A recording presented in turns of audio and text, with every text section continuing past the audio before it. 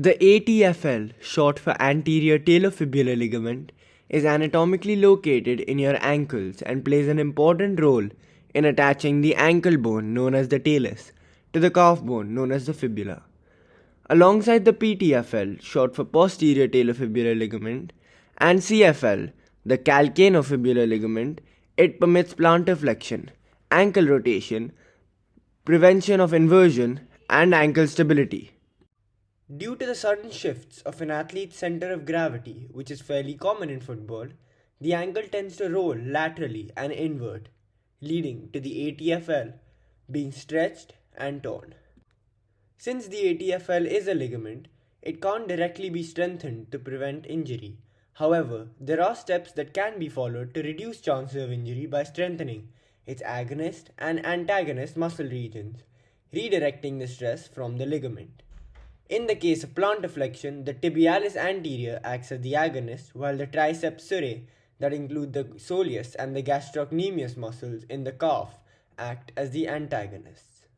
Exercises for the soleus and the gastrocnemius include seated calf raises, soleus tiptoe walks, bent calf raises, straight calf raises, and jumping calf raises.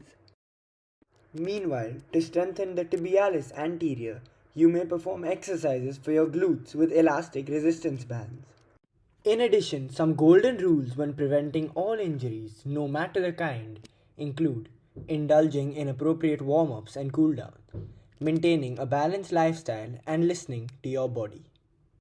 Primarily, your warm-up routine should always take between 7 to 10 minutes, including dynamic stretches to activate the muscles, preparing them for mobility and movement in quick changes of direction.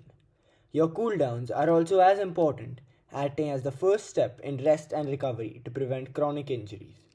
This should entail static stretches along with foam rolling on muscle regions for between 10 to 15 minutes. Secondly, the importance of lifestyle balance that includes your diet and sleep cycle cannot be overstated. As a footballer, it is imperative that a post-match meal rich in proteins should be consumed within 40 minutes after every match or training session, recovering all the electrolytes lost when in action. Further, alongside amino acids, your meals must also contain sources of nutrients like carbohydrates and lipids. Meanwhile, you should ideally get around 7 to 8 hours of sleep per night at a minimum to rest your body. Finally, the most important factor in preventing all injuries is to listen to your body. If you feel any pain or discomfort for more than 5 to 7 days, no matter the intensity, it is always best to get it checked by a professional such that the risk of it being chronic can be eliminated. Your body always talks to you, so when it is good to push yourselves a bit over the limit to grow as an athlete, you must listen to your body and not overload it.